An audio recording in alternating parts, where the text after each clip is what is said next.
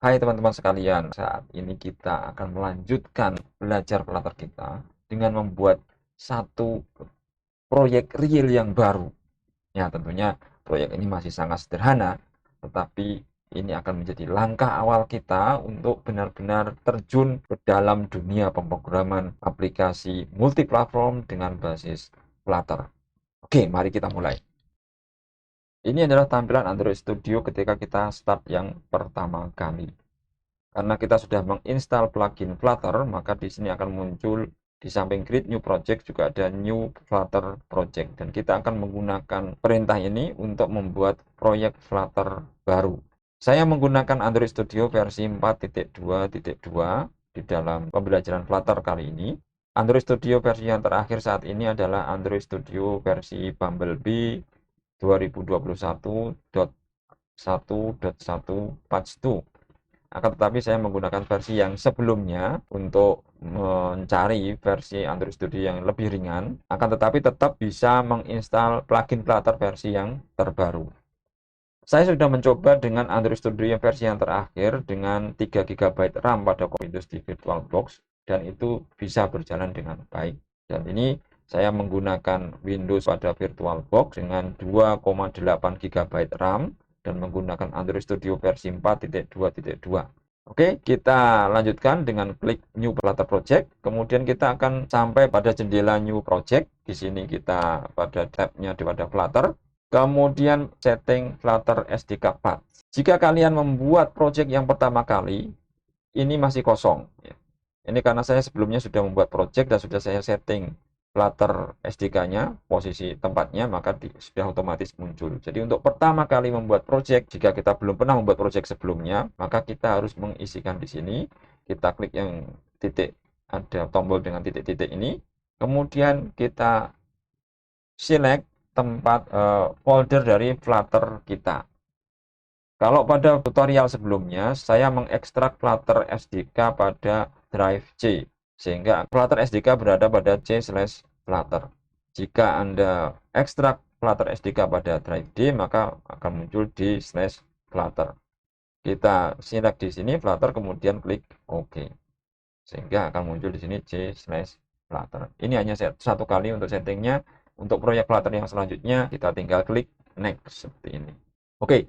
Di sini nama dan organization ini akan menjadi identitas dari aplikasi kita. Ketika kita upload pada Play Store atau App Store, maka setiap aplikasi harus mempunyai identitas unik. Dan identitas unik ini adalah gabungan dari project name dan organization name. Oke, dan lokasi kita bisa ganti. Saya akan menggantinya dengan bukan di C user ini, tapi akan di project. Saya ganti I am Gracie Bridge. Secara umum biasanya ini akan membuat folder dengan nama yang sama di tempat default project kita. Tapi karena tadi saya ganti sehingga tidak otomatis, oke, saya copy saja di sini.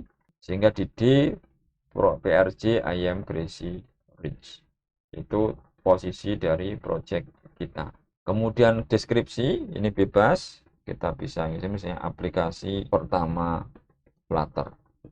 Kemudian project type ini application, kemudian organization seperti saya sampaikan tadi, ya, sebenarnya kita punya perusahaan kita misalnya Kombusan, nah, Budi Santoso seperti itu.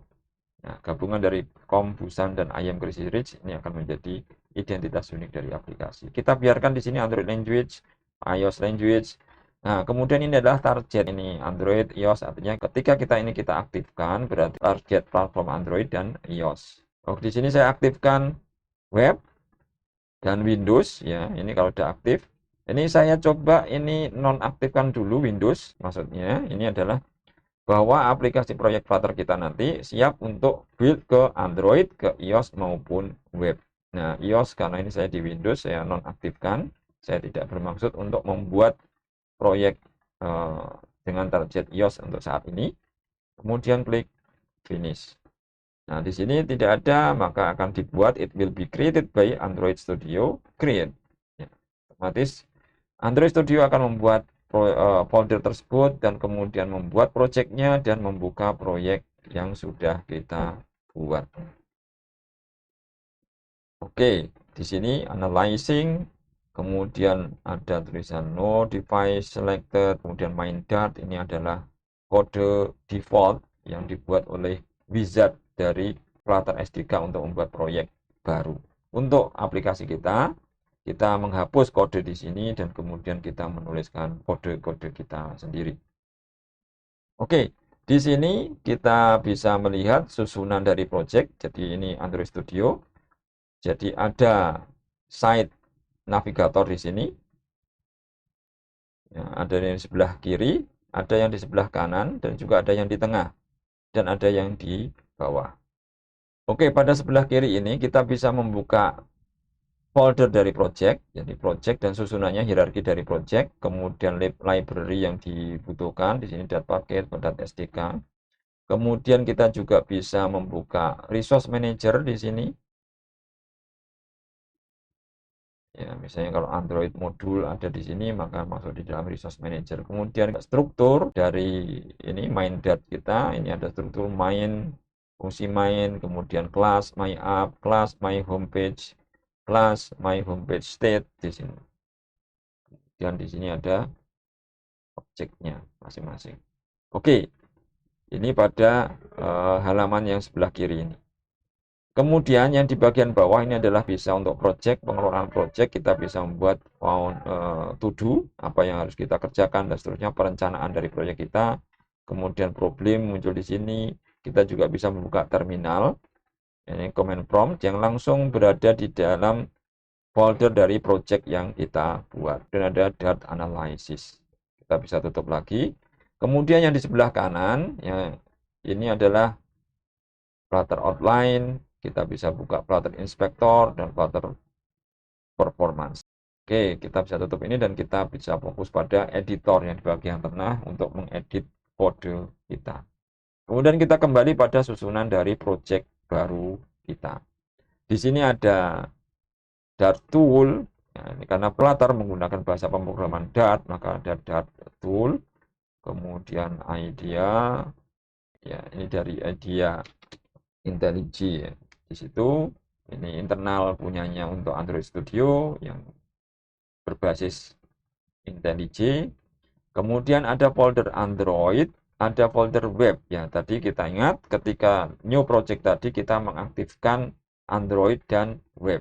Folder ini dibutuhkan untuk build target Android, kemudian web ini untuk build target web. Kemudian ada folder lib, ini adalah tempat kode Flutter kita. Flutter menggunakan bahasa pemrograman Dart dengan filenya adalah file dengan kemudian ekstensinya Dart. Jadi kode-kode kita ada berada di folder lib ini. Kita bisa langsung tuliskan nama file dan titik Dart, atau nanti kita membuat folder juga di dalamnya untuk bisa mengelola proyek yang lebih baik. Kemudian tes, ini adalah untuk unit tes. Jadi kita di dalam pemrograman, salah satu kebiasaan yang baik adalah selalu kita menyediakan untuk testing dari kode kita. Ada lagi yang penting adalah pubspec YAML. Di sini adalah deskripsi dari aplikasi proyek kita, kemudian juga kebutuhan environment SDK, dependencies, sehingga kalau kita membutuhkan package yang external package, maka kita bisa masukkan dalam dependencies ini. Dan juga gini kita menggunakan misalnya user material design yang dari Windows, dari Google maksud saya. Di situ ada Google membuat desain material yang ada di web material.io, ya, di mana di situ adalah kolaborasi dari graphic designer dan juga developer untuk membuat desain aplikasi user interface yang baik, yang profesional. Oke, ini masih akan kita bahas pada tutorial selanjutnya. Dan kita lihat pada kode di sini, main Dart, menggunakan bahasa pemrograman Dart, dan kita lihat sangat mirip sekali dengan Java atau C++. Java tentunya lebih mirip ya untuk import, untuk memanggil, untuk include atau mengimport dari package atau modul yang ada, kita menggunakan perintah import. Perintah diakhiri dengan semikolon atau titik koma seperti ini. Kemudian ini adalah fungsi main. Dalam satu proyek ada satu fungsi main sebagai entry point untuk menjalankan aplikasi dengan perintah run app, dan ini adalah objek dari aplikasi kita. Ya, di sini aplikasi kita ya, ada kelas my app yang dia adalah turunan dari stateless widget. Flutter, aplikasi terdiri dari hierarki susunan dari widget. Widget ini adalah komponen, baik itu komponen visual yang tampak maupun komponen yang non-visual. Komponen visual misalnya button, label, font, dan sebagainya. Kemudian yang non-visual bisa jadi center untuk layout, misalnya center, kemudian row, column, dan masih banyak lagi. Itu adalah widget. Nah, widget sendiri dibagi dalam 3 kelompok besar, ada stateless widget dan ada yang stateful widget seperti tempat di sini. Stateless widget berarti tidak menyimpan data pada dia. Setiap ada tampilan baru refresh, maka data yang sebelumnya hilang. Sebagaimana pada website. Ya. Kemudian stateful widget berarti mempertahankan kondisi atau datanya. Dan juga ada state di sini. Kemudian pada setiap blok, baik itu fungsi ataupun kelas, dibuka dan ditutup dengan kurung kurawal seperti ini. Kemudian sebelum kita lanjutkan, saya masih ingin mengenalkan pada setting di sini, file setting, yang beberapa setting yang akan memudahkan kita. Tampilan yang gelap ini kita bisa ganti pada appearance ini. Nah, misalnya theme, bisa dark pula, bisa IntelliJ light misalnya, kita apply, maka tampilan menjadi terang seperti ini. Atau kalau yang menyukai gelap, maka kita ganti lagi menjadi dark pula. Kemudian pada language and framework, di sini ada Flutter. Kita klik pada Flutter, kemudian di sini, ya, ini ada Flutter SDK-nya. Kemudian perform hot reload, ini on save. Jadi ketika kita run aplikasi kita, maka kita tidak perlu misalnya mencoba kode baru, kita tidak perlu close lagi, kemudian jalankan compile lagi, kemudian kita run, akan tetapi kita biarkannya ada sebelumnya dan otomatis di hot reload ketika kita mengedit kode kita. Kemudian format kode on save ini akan memudahkan kita. Jadi kalau kita memprogram, kemudian formatnya kurang bagus, ketika kita save otomatis akan diformat ulang sehingga memudahkan kita untuk membaca project kita. Oke, kemudian ini ada enable kode completion, navigation, dan seterusnya. Oke, ini kita biarkan sementara yang kita hanya mengaktifkan pada format kode on save. Kemudian kita klik oke. Ya, kita sudah mengenal sedikit tentang settingnya.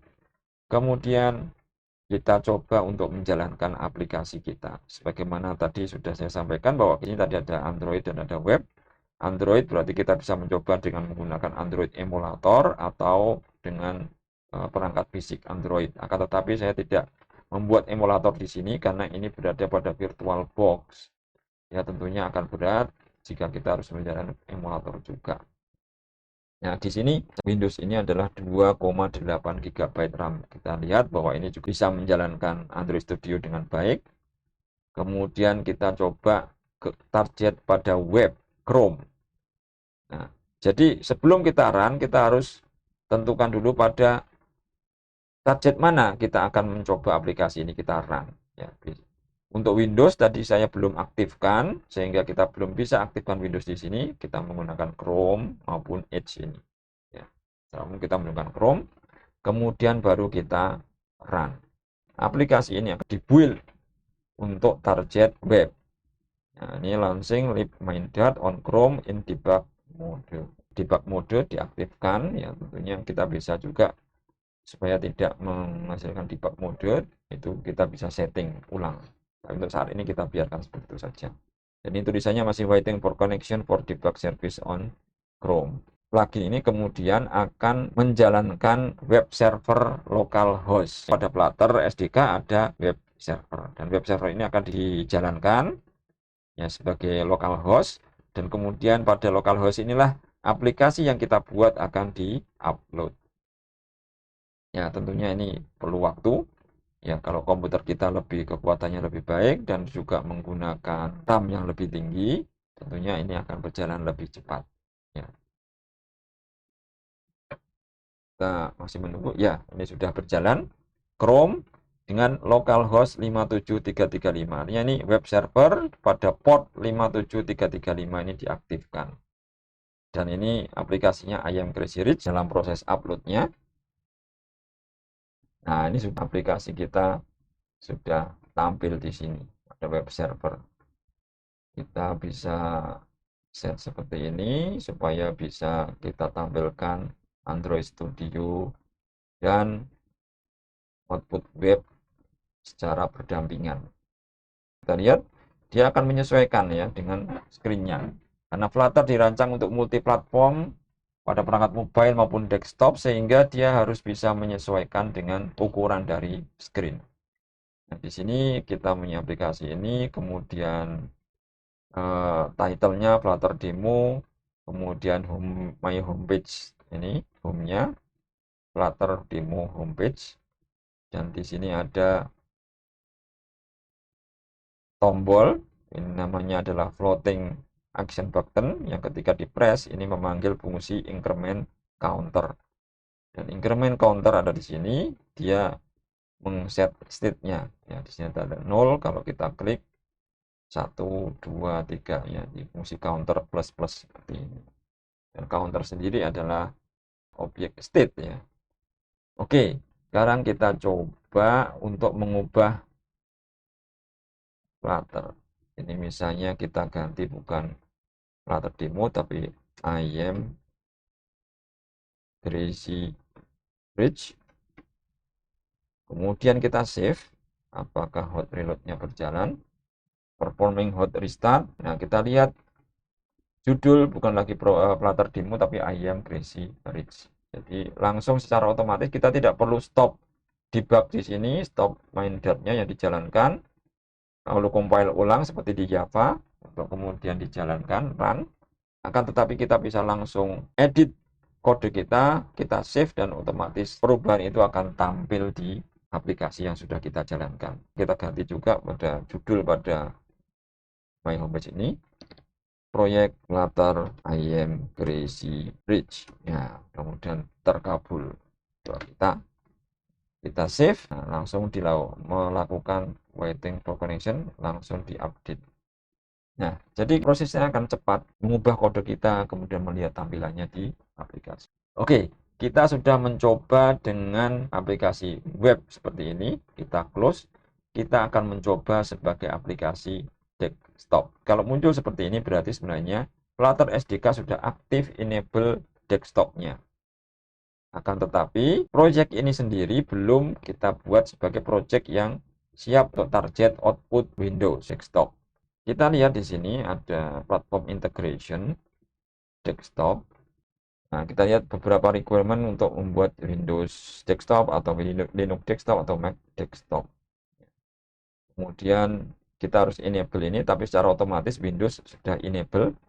Pada macOS atau Linux itu disable by default, sehingga kita harus enablekan dengan perintah flutter config enable macOS desktop atau enable Linux desktop. Sedangkan pada Windows sendiri sudah otomatis enable. Nah, kemudian bagaimana dengan proyek kita tadi yang memang kita hanya aktifkan pada Android dan web? Apakah bisa kita mengubah itu untuk target platform yang lain? Nah, ini kita bisa buat itu. Jadi proyek yang sudah existing, kita bisa buka pada folder dari proyek tersebut, kemudian jalankan perintah flutter create -- platforms, sama dengan Windows, macOS, Linux, kemudian titik. Ini yang perlu juga titiknya ini, jangan lupa. Kita coba tuliskan pada Android Studio kita buka di terminal di sini, otomatis kita berada di dalam folder dari project kita yang aktif, I am Crazy Rich. Kemudian kita buat perintah flutter create -- platform. Nah, -- platform sama dengan aplikasi kita mau menambahkan Windows, berarti Windows, spasi dan titik. Kemudian kita klik enter. Nah, kita lihat ini recreating project, kemudian menambahkan folder Windows. Di sini kita lihat setelah web ada folder Windows. Nah, ini untuk build aplikasi untuk target Windows. Sekarang berarti sudah siap untuk build aplikasi project Flutter kita sebagai aplikasi desktop Windows. Kita ganti di sini pada Windows desktop, kemudian kita klik run lagi. Kemudian kita tunggu. Nah, di bagian bawah muncul launching in lib main.dart on Windows in debug mode. Ini building Windows application. Mungkin building Windows aplikasinya lebih lama pada awalnya dibandingkan dengan web. Nanti kita akan lihat nanti bahwa hot reloadingnya akan lebih cepat, sehingga memungkinkan kita untuk mengembangkan aplikasi secara lebih cepat dibandingkan menggunakan web. Masih kita tunggu building Windows application-nya. Oke, aplikasi kita sudah selesai build-nya dan sudah berjalan seperti ini. Ya, tampilkan dalam bentuk landscape seperti ini. Kita bisa ubah karena aplikasi Flutter ini sangat fleksibel dengan tampilan screen. Oke, kita buat secara berdampingan seperti ini sebagaimana sebelumnya pada web. Nah, sekarang kita coba hot reload-nya. Oke, pada homepage-nya proyek dengan sebagai desktop. Oke, sekarang siap, kita save. Ctrl S, langsung sensing dan langsung lebih cepat berubahnya dibandingkan dengan menggunakan web. Ya, atau kita akan sebagainya desktop. Misalnya kita save lagi, langsung diubah. Jadi kita lihat performa kalau kita melakukan perubahan-perubahan akan lebih cepat muncul di desktop aplikasi kita. Walaupun tadi ketika kita start pertama kali itu akan lambat ya. Tentunya kalau RAM kita lebih tinggi, komputer kita speknya lebih bagus daripada Windows di VirtualBox saya ini, tentunya akan lebih cepat. Jadi ini saya untuk mempelajari Flutter kita menggunakan desktop sini sehingga kita bisa fokus pada pembuatan proyek kita dulu. Kemudian ketika kita akan deploy atau kita rilis aplikasi kita pada target pada Android atau pada iOS, baru kita menggunakan perangkat yang sesungguhnya. Kita masih akan melakukan editing pada aplikasi kita pada kesempatan berikutnya.